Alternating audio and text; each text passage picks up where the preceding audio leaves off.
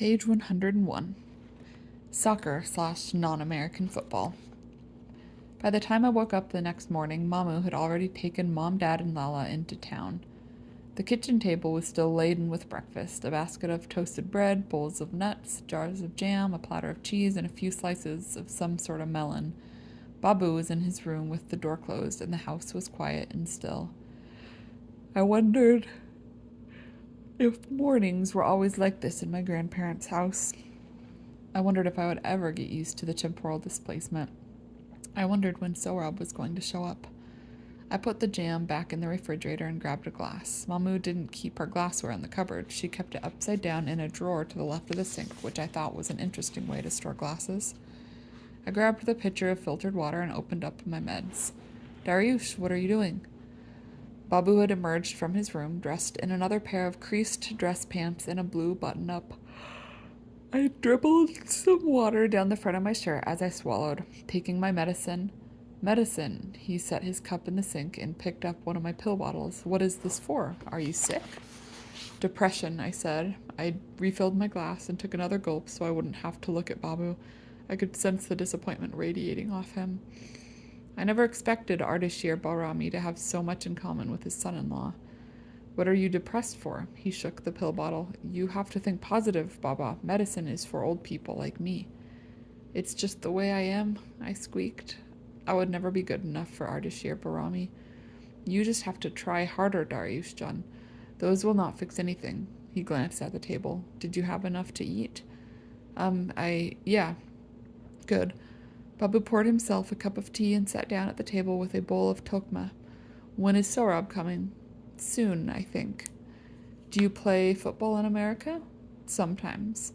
Sohrab is very good. He plays most days. Babu spat out a shell onto his plate. It's good you met him. I knew you would be friends. I didn't know how Babu could know that. He was right, of course. But how could he be so certain? I nearly jumped out of my chair when someone finally knocked on the front door. Hey, I said. Sohrab squinted at me. Hi, Darius. Ready to go? I knelt and pulled my Vans on, ready. Do you have a kit? Sohrab held up his red nylon bag, the kind with drawstrings that double as straps to make it into a sort of backpack. I shook my head. I had failed to anticipate the need for soccer/non-American football gear when I packed. Not that I owned any. It's okay, I brought extra. You sure you don't mind? Sharing, I mean? Sohrab squinted at me. Of course not. Come on, let's go. He opened the door again and then turned to holler back at the kitchen. Koda Hafiz, Aga Barami. Koda Hafiz, Babu, I said. Sohrab led me to a park down the street from Mamu's house. A chain-link fence ran all the way around, and it was bordered on 3 sides by squat stone houses and on the 4th by another of Yazid boulevards. The field was full-sized, or pretty close at least, and the sort of vibrant green that only came from constant watering. Nothing else I had seen in Yazid so far was that green, not even Babu's garden, though I would never tell him that. Sohrab led me to the small, sad-looking public bathroom at the edge of the field. It was clean inside, even if it did have the feta cheese and baby powder smell of a boys' locker room. There were no urinals, only a few stalls with sitting toilets, none of the squatty ones like my bathroom at Mamu's, and I wondered if that was a social cue I had missed. What if I was not supposed to pee standing up in Iran? It wasn't the sort of thing I could ask Sohrab. How do you ask a guy if it's okay to pee standing up? Lots of people play football here. Sohrab started pulling clothes out of his backpack. He tossed me a green t-shirt and a pair of shorts so white they were blinding in the alien glow of the bathroom's fluorescent lights. Darius, what size shoe do you wear? 12, I said. Sohrab bit the inside of his cheek. Here, he said, and stepped next to me. Take off your shoes. I toed off my Vans, and Sohrab stepped out of his sandals. He wrapped his arm around my side and lined up his foot with mine. My feet were a little bit longer, but a lot wider. I had hobbit feet. At least they weren't furry on top. My stomach tickled where Sohrab had grabbed me. I blushed. No one ever stood right next to me like Sohrab did. I wasn't used to guys doing that. I wear 44, Sohrab said. I think they will fit you. They will be tight, though. Oh, I didn't even realize Iran used a different shoe sizing system. That's okay, thanks. Sohrab dug in his bag and handed me a pair of faded black Adidas. He avoided my eyes as he passed me the cleats, rummaged through his bag, and pulled out another pair of cleats for himself. They were white, well, they had been once, and were in imminent danger of experiencing a non-passive failure. Uh, wouldn't you rather use these? I tried to give back the black Adidas. I can play in my Vans. No, you use them. They are newer. They were so worn I wasn't sure they had ever been new, but they were in better shape than Sorab's white cleats. They're yours, I said. You should use them. But you are my guest. This was another tar-off, Sorab giving me his nicer cleats, and invoking my being a guest was one of the strongest strategies you could employ in tar-off. I felt terrible for using his nice cleats, but I couldn't see any way out of it. Thank you. I took my new kit into a stall to change, which was awkward because I kept banging my elbows into the walls and my knees into the toilet. My boxers were not suited for providing structural integrity while I was running around, and I wished I had thought to bring some compression shorts or something. I would not have borrowed any of Sorab's, even if he had offered. There are some garments you should never share. I hopped my way into the borrowed Adidas. They fit okay, a little tight, but okay, and they felt light and agile compared to my gray Vans. Even though the shirt was stretched across my chest and the shorts kept riding up my butt, I felt very Iranian when I emerged from the stall in my borrowed kit and cleats. But then I saw Sorab in his red shirt and shorts and his white cleats. He looked fit and ready for a real game. It made me feel very inadequate. I was only a fractional Persian after all. Ready? I wasn't so sure I wanted to play anymore. But Sorab squinted at me, and the knot of nerves in my chest melted a little bit. Some friends just have that effect on you. Ready.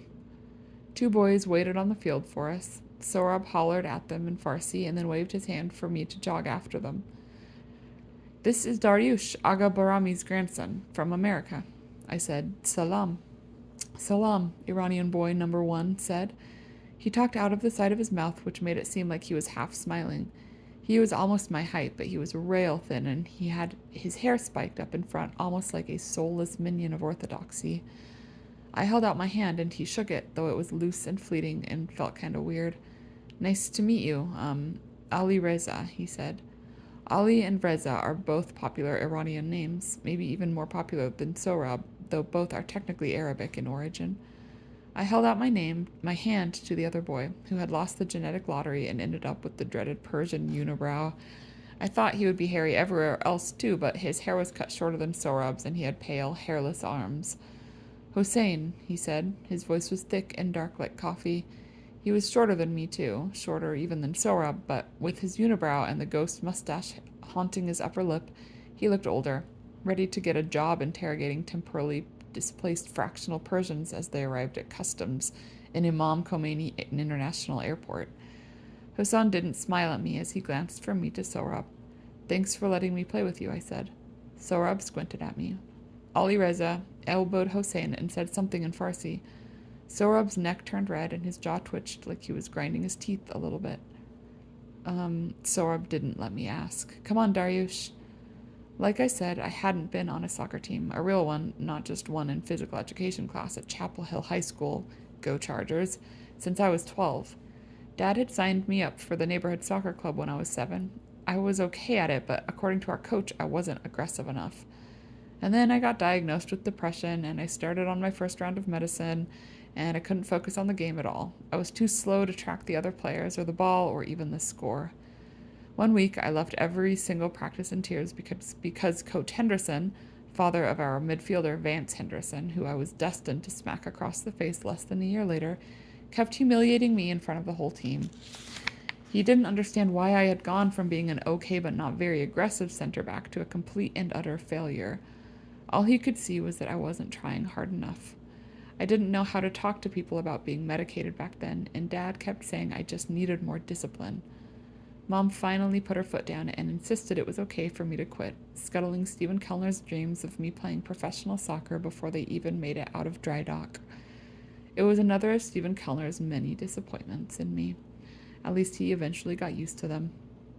We only used half the field. For a simple 2-on-2, using the entire thing would have been illogical.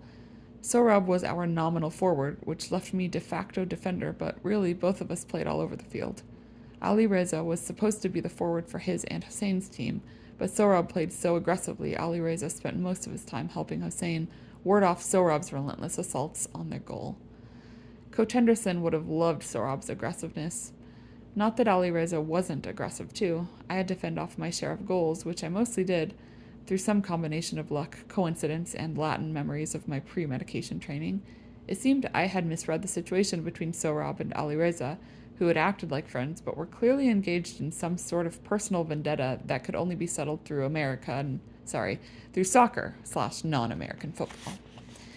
They fought much more fiercely than Trent Bolger and Cyprian Cusimano, and I was shifting the balance of their vendetta by preventing Ali Reza from scoring. The best was when I executed a perfect slide tackle, stealing the ball from Ali Reza and passing it down to Sohrab. I felt very Iranian in that moment, even covered in grass stains. Ali Reza hissed and ran back after Sohrab, who dodged Hossein and scored again. Pedar Sag, Ali Reza spat, as he followed Sohrab back towards center field. Sohrab stopped and said something to Ali Reza, which ended up with them shouting in Farsi so fast I couldn't make out a single word. Ali Reza shoved Sohrab, who shoved him back, and I thought things were going to escalate from there until Hossein started shouting too. I didn't catch much of that either, except I could make out nakon, which means don't, so I figured he was telling them to stop it. Sohrab shook his head, ran over to me, and slapped my shoulder. Good job, Darius. Thanks, I said. But Sohrab ran off again before I could ask what happened. We played forever. We played until I couldn't run anymore. We played until my shirt was soaked and translucent with sweat, and my boxers were causing some level 8 chafing. I once again wished for more supportive undergarments. I hadn't been keeping count, but Sohrab announced we won by 3 goals. He collided with me and gave me a sweaty hug and a slap on the back, then threw his arm over my shoulder as we headed back to the locker room. You were great, Darius. Not that good, I said. Not as good as you. Yes, Sohrab said, you were. I almost believed him. Almost. Thanks. I decided to put my arm over Sohrab's shoulder too, even if I felt kind of weird doing it, and not just because of the sweat running down the back of Sohrab's neck. Sohrab was so comfortable touching me. I liked how confident he was about that. Hossein and Ali Reza walked ahead of us, fingers intertwined behind their heads in what Coach Fortes liked to call surrender cobra. Huge ovals of sweat seeped through the back of their shirts. They hadn't said a thing since we called it quits. Sohrab squinted at me. You play with them a lot? Yes. They seem, they do not like to lose. Are you guys friends? Sohrab shrugged. Ali Reza is very prejudiced against Baha'is. I thought about that. How back home all Persians, even fractional Persians like me and Lala, were united in our Persianness. We celebrated Nowruz and Chahar-Shunba Suri together in big parties. Baha'is and Muslims and Jews and Christians and Zoroastrians and even secular humanists like Stephen Kellner. And it didn't matter. Not really. But when we were so few in number. Or not when we were so few in number. But here, surrounded by Persians, Sohrab was singled out for being Baha'i. He was a target. What does Pedar Sag mean? Sohrab's jaw twitched. It means your father is a dog. It's very rude. Oh, I thought about that too, how in America it was much worse to call someone's mother a dog rather than their father. Ali Reza said that to you? It's fine, Sohrab said. Ali Reza's like that. It doesn't bother me so much. Usually when I said something like that, I meant the opposite. I let everything bother me too much. It was one of the reasons Stephen Kellner was always so disappointed in me. You know what, Sohrab, I said. I think Ali Reza is just mad because you're so much better than him. Sohrab squinted at me again. He shook me by the shoulder and rubbed my head, sending sweat flying off the ends of my hair. He didn't seem to care. You know what, Darius? You are better than him, too. Page 112. The Ayatollah's Turban. Back home at Chapel Hill High School, we didn't shower after physical education. I don't know why, given how terrible I smelled after running laps or doing mountain climbers or even playing net sports with overly aggressive players like Fatty Bolger and Chip Cusimano.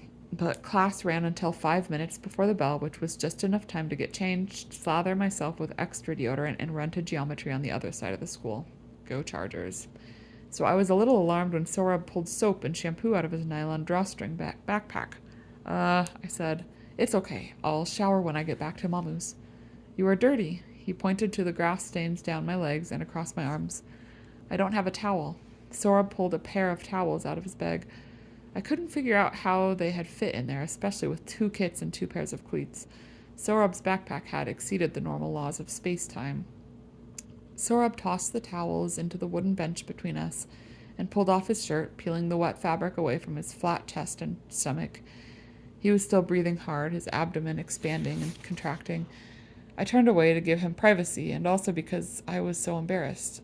Sorab was in really good shape. Also, it was weird to get all the way naked. I had never taken my underwear off next to another guy. I wasn't even standing that close to Sorab, but I felt the heat radiating off his skin like a warped core about to breach. My skin was still flushed from our game, which was good.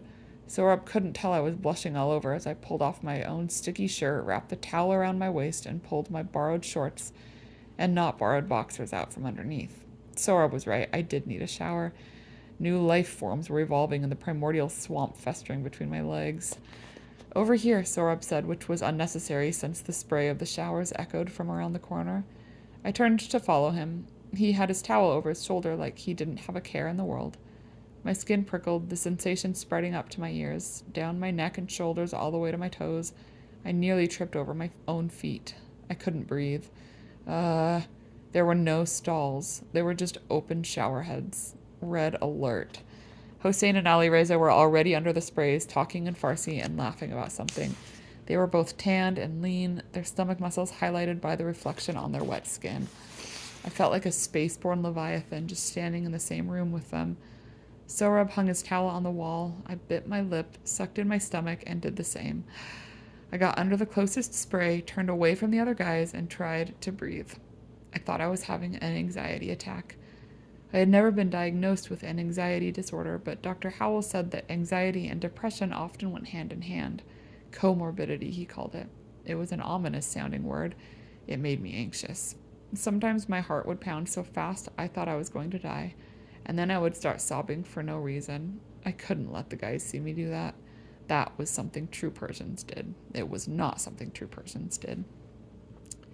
The guys had gone quiet. I could barely make out their voices over the spray. I scrubbed my armpits and scratched the grass stains on my elbows until my skin was pink and angry. Hussein and Ali Reza were arguing with Sohrab in whispered Farsi.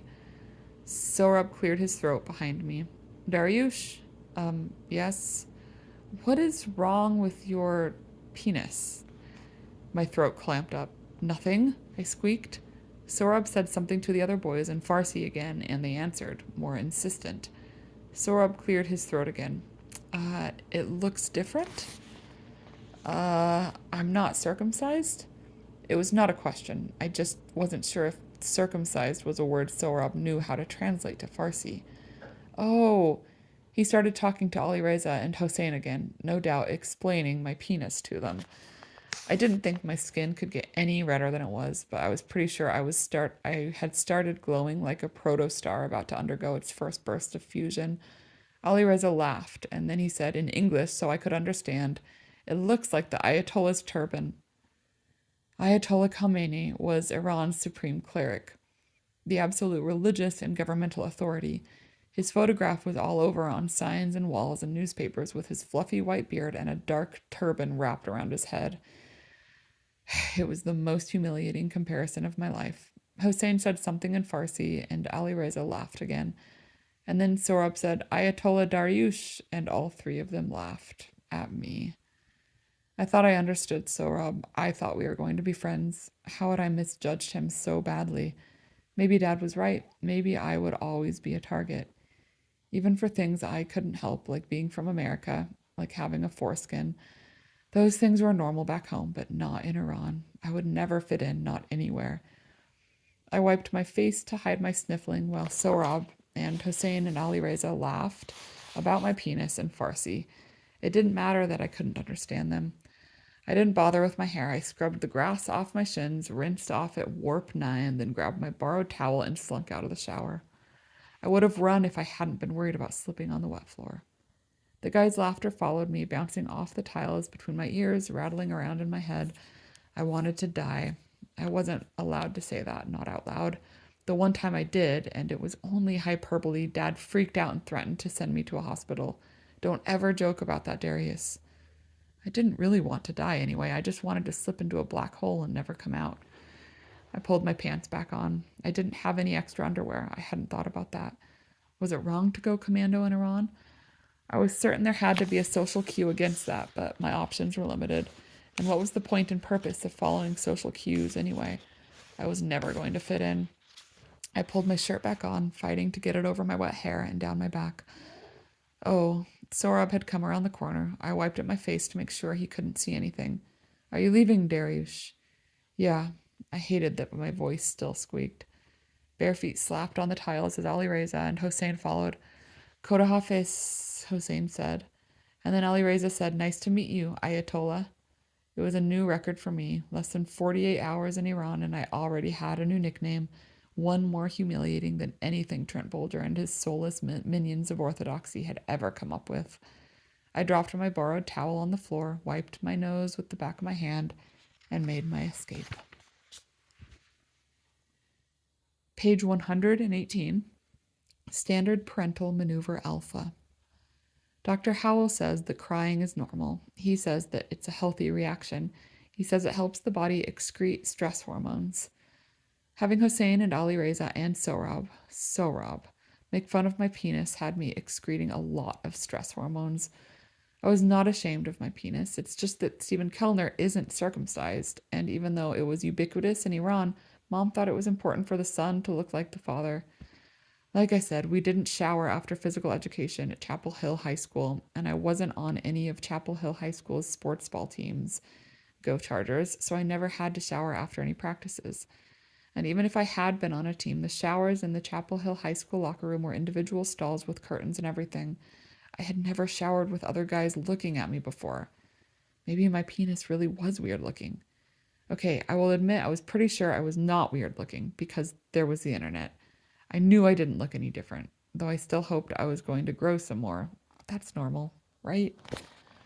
The front door was locked, so I went around back.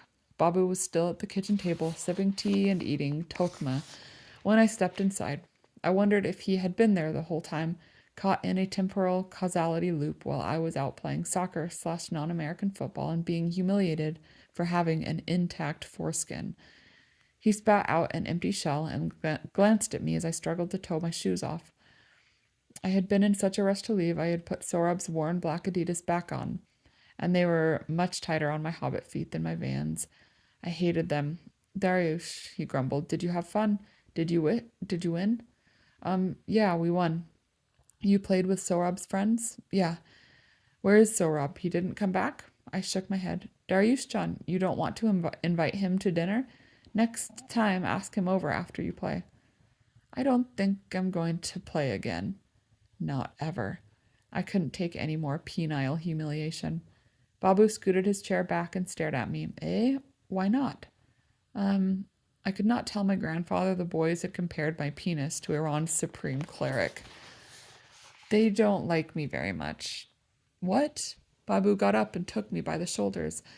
Why do you think that, Darius Jen? It's probably a misunderstanding. It was the sort of thing Stephen Kellner would have said. I blinked and blinked because I didn't want Babu to witness my stress hormones build up to a containment breach. Why are you crying, Baba? I'm not. You know, in Iran, boys don't worry about these things so much. Okay. You can't let these things bother you. I sniffed. I'm gonna take a shower. I hadn't really finished back at the soccer field. I was still covered in grass, and I hadn't actually washed my hair. Being humiliated was very distracting. Okay, don't worry, Darius. Everything will be fine. It was easy for Ardashir Barami to say that. He didn't know what it was like to be a target. In the privacy of my shower, I scrubbed off the last bits of green and washed my hair. I stayed in there as long as I could. I didn't want anyone to hear me sniffling. When the water started to cool off, I decided I was done. I wrapped myself in one of Mamu's towels. It felt much warmer and softer than Sorab's scratchy one. I sniffled, turned on the dancing fan, and hid in my bed. I didn't actually sleep. I couldn't. Sorab's laughter kept dancing around in my skull, and the way he had said Ayatollah Darius. I was so sure Sorab was like me, that he knew what it was like to be different. I was convinced we were destined to be friends, but Sorab Rezai was just another soulless minion of orthodoxy. Someone knocked on my door. I was on my side, studying the tiny imperfections in the lemon rind texture of the wall. Yeah? After a second, the door creaked open. Darius.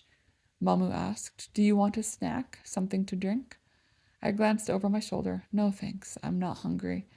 You sure? We have tea and cookies? I am sure. Are you okay? Yeah, I'm just tired, I said. We played a long game. Mamu slipped into my room and maneuvered around the dancing fan. I gripped my covers a little tighter because I hadn't actually gotten dressed after my shower. Mamu leaned over me and kissed me on my forehead. She played with my hair, which had air dried into a curly mess. Okay, Maman, get some rest. I didn't, though. A few minutes later, Dad came to check on me, too. Darius, yeah. Are you going to get up? No. We're waiting on you for tea. I'm not thirsty. You have to come have tea with us, Lala complained from the door. I was not in the mood for tea. It was the first time in my life I had ever not wanted tea. I don't feel like it. Dad dodged the dancing fan and sat beside me on the edge of the bed, generating a gravity well to try and pull me out. Standard parental maneuver alpha.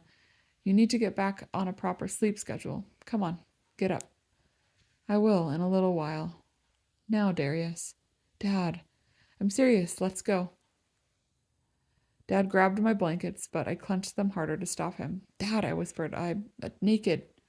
I did not think I could survive any more penile humiliation today. Dad cleared his throat. Lala, why don't you go on? Secrets don't make friends, she said. Sometimes my sister was very nosy. It's not a secret, Lala. It's just none of your business. Hey, that's not nice. So? Dad interrupted us before we could devolve into an argument. Go on, Lala, Dad said. He glared at me to be quiet. We'll be right there. I waited for the flap, flap, flap of Lala's bare feet on the hallway floor to recede. And then Dad said, better not pick a fight if you're not dressed for one. I wasn't going to pick a fight. I wasn't trying to pick one. I wouldn't make a habit of sleeping naked in your grandmother's house, though. I didn't mean to. I showered and then I just got in bed without thinking. I mean, I usually slept naked at home where there was a door I could lock, but I had no intention of doing that in my grandmother's house. I had no intention of going number 3 in Mamu's house either, not under any circumstances. It would have been too weird. Dad shook his head. I understand. I used to sleep naked all the time, up until you were born. He got this sly grin. How do you think you got made? Dad, gross. Dad laughed at me, and I kind of laughed too. It was an uncomfortable laughter, but still better than Sorab's and Ali Reza's and Hussein's laughter. It was deeply awkward. Okay, come on, I know you're tired, but you've got to stay awake until bedtime. Dad rubbed the dense black shrub of my hair and tugged on the ends. I was certain he was going to start on me about how long it was again, but then, Stephen, Mamu called from the kitchen, the tea's ready. Dad exhaled through his lips. I blinked. We were supposed to get along now. Babu said you went and played soccer. He said you made a friend. I'm so proud of you, Darius. Dad pushed the hair off my forehead and kissed it. Go ahead and put some clothes on. Let's have some tea. It'll be dinner time soon. Okay.